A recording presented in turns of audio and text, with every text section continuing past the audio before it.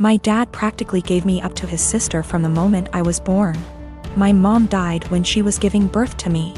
And my aunt told me he never recovered from that because he blamed me for her dying. It hurt a lot as a kid that at family events he would ignore my existence. When I was a little older, he got more vocal about me killing her, and he can't stand to look at my face. You can imagine the amount of therapy that put me in. I used to go to church crying because I was scared about going to hell for doing that to my mom. That's how much his words me up. But the shitty part was that I never stopped trying to be accepted by him. After my high school graduation, he told me to never bother him again since he legally has no obligation to me anymore, since he was sending my aunt money to take care of me. Around that time is when I finally started accepting that reality, so from there we moved on with our lives. My aunt doesn't talk to me about him. Sometimes my grandparents do, and that's how I found out he got married. They were mad he didn't invite me to their wedding, but to me it didn't matter because we're not close. But it was his wife who wanted to meet me. It's the first time ever that he wants to make contact, and it was to pretty much say she wants me on their life. She doesn't know the real reason about why we're estranged. He asked me to please not say anything, and maybe this could be a way to reconcile after all. But he was only doing it for her. That much was clear when we talked. I never said I would be. He still insisted on us meeting at their place because she really wanted to meet me. All she thinks is we were estranged for not getting along in my teenager years, going to college and losing touch because of life stuff. It pissed me off that he played it off as us just not talking for petty reasons. Meanwhile, the actually reason damaged me for years. I told her the truth. Everything he said to me. That he was never a parent to me, that was all my aunt. It was definitely a shock for her. The outcome was a disaster. Everyone has heard about this now. My grandmas in particular told me she understands my anger. But this was his chance finding someone since losing my mom, and now it's been put in jeopardy. My dad is devastated. They think it was going too far to ruin his marriage that way when he was willing to include me in their lives, which could have been the start of our relationship. And they say not only did I ruin that, but also possibly wrecked his marriage. She just doesn't agree at all with what he did, and it could have been avoided if I didn't say anything. For me, it was hard not to tell the truth after the lies made it seem like it was nothing serious. I couldn't ignore what happened after what it did. If it was the right call, since it put their whole marriage at risk after all. Since my wife and I got married 3 years ago, things have been off. I know that people grow and change with time, but around our wedding, my wife changed drastically. She bleached her dark brown hair blonde right before the ceremony. And I honestly thought I was in the wrong church for a split second when she came down the aisle. We moved into our house right after the honeymoon, and she went into full domestic mode.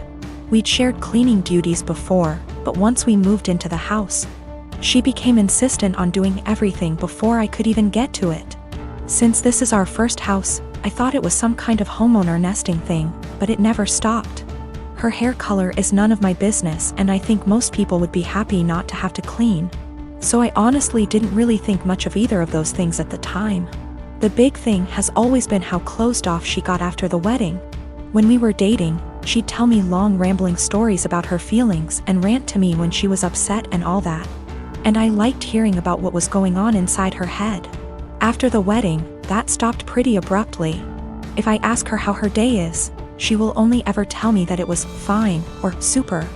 She doesn't talk to me about her feelings anymore, ever, even when I explicitly ask, "How do you feel about X?"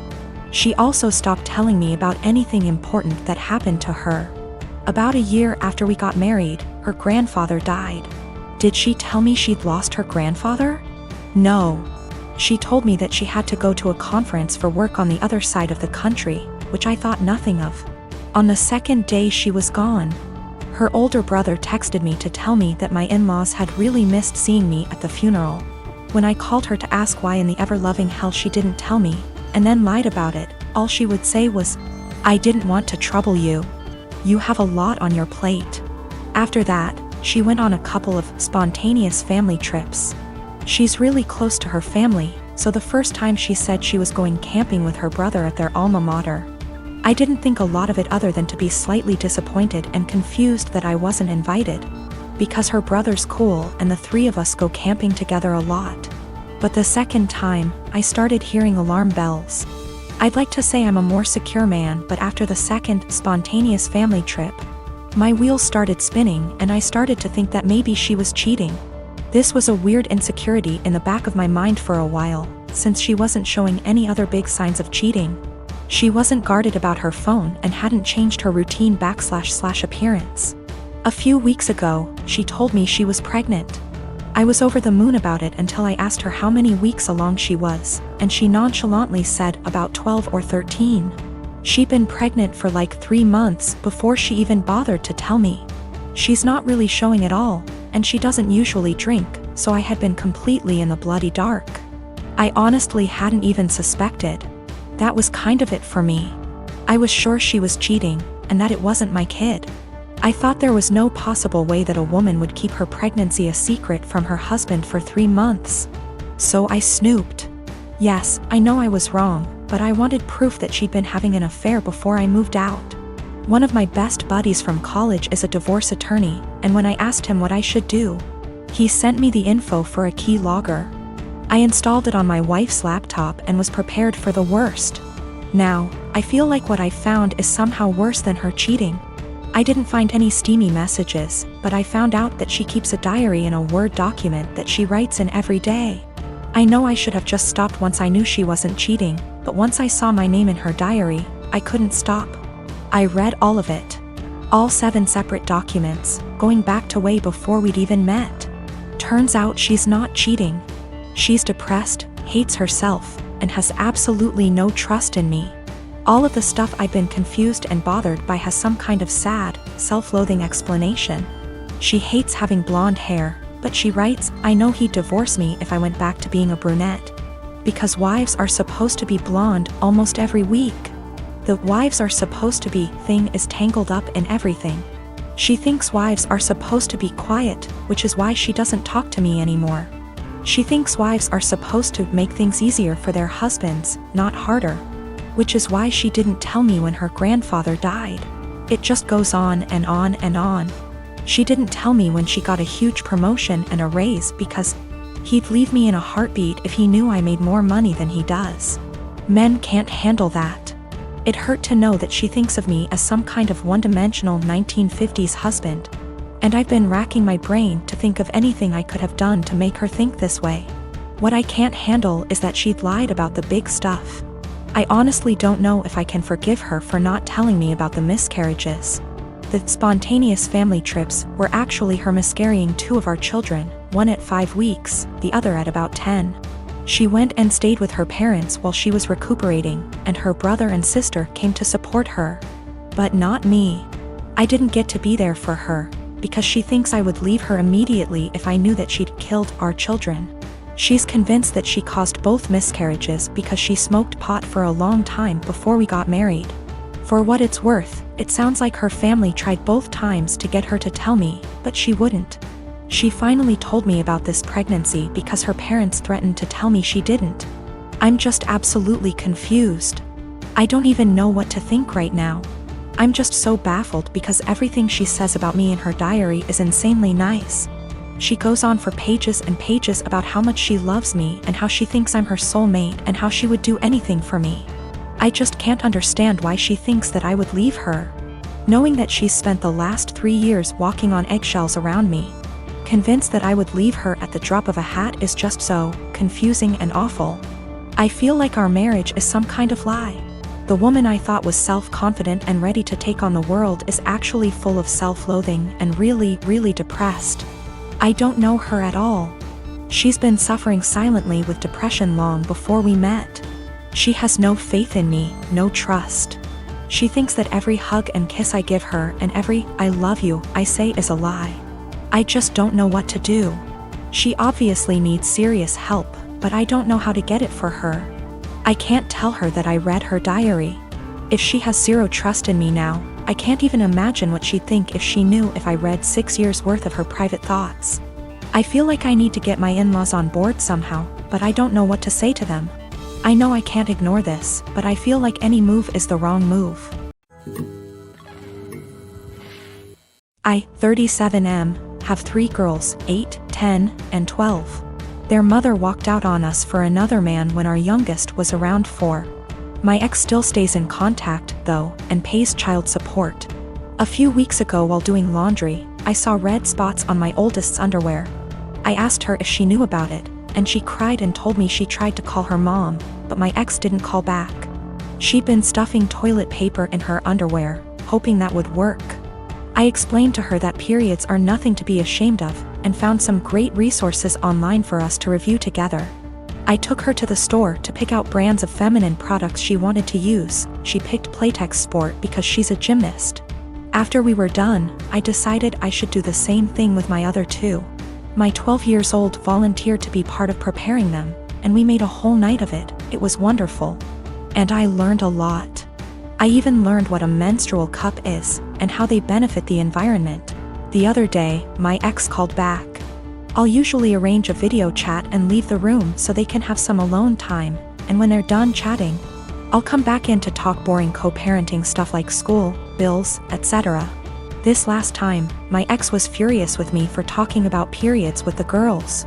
She shouted at me that I was sick and perverted. Why didn't I call her myself if I knew it was so urgent? I could have called one of their grandmas / aunts, but my mom has dementia, while her mom and sisters call me a loser because I teach kindergarten, so I'm not fond of them. My ex told me I was being immature and should have just toughed it out for the girls. This really pissed me off, so I shouted back that maybe if she wasn't such a deadbeat and answered her goddamned phone once in a while, she could have handled this. I brought up everything she does that hurts them. She hasn't been to a single soccer game, piano recital, or gymnastics meet in 2 years. Every other weekend when they come home from her house, they go straight to their rooms, only to emerge hours later asking me why she loves her new husband more than them, and what did they do to make her leave. My ex responded by saying I should tell them it's not their fault I couldn't satisfy her, and I screamed. And she just smirked and pointed behind me, saying, "Look what you did," when I turned around. My 8-year-old and 10-year-old were standing in the doorway crying. It broke my heart. I never shout, so I know I scared them. My 12-year-old stormed in and started screaming at her mom, and while I appreciate her sticking up for me, this is not a battle I want her fighting. My ex hung up before I could fully de-escalate the situation. And let's just say the girls have been given free reign of the ice cream and limitless hours of video games, because I feel so bad. I even watched all the Twilight movies with them, so don't say I don't love them. I am 17, female. My dad has remarried about a year ago, and it's been hell from the start.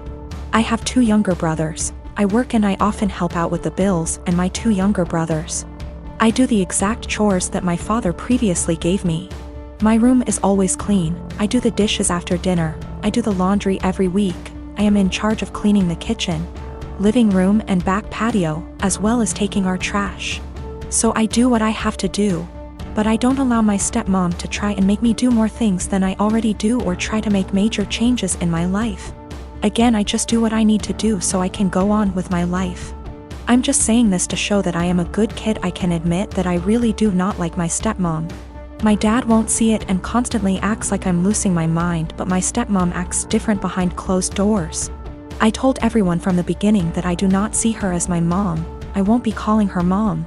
And this change with her and her 4 kids moving into our apartment will not change aspects of my life. I'm not a babysitter, but she constantly disrespects that. I'm not sure why, but she loves trying to punish me, which I don't let her do. Again, I don't need disciplining.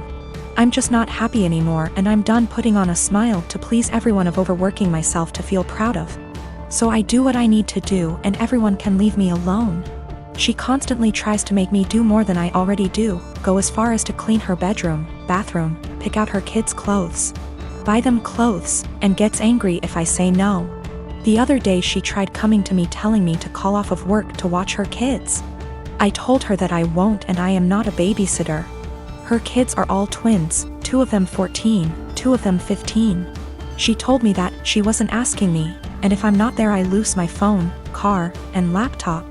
I pay for all that. I just said I will be going. She said I won't. Don't try arguing because my dad will put me in check. All I said was we'll see. So like I said, I went to work. I left the kids there, made them some food, and left. And she was pissed, vein popping out of her forehead, pissed.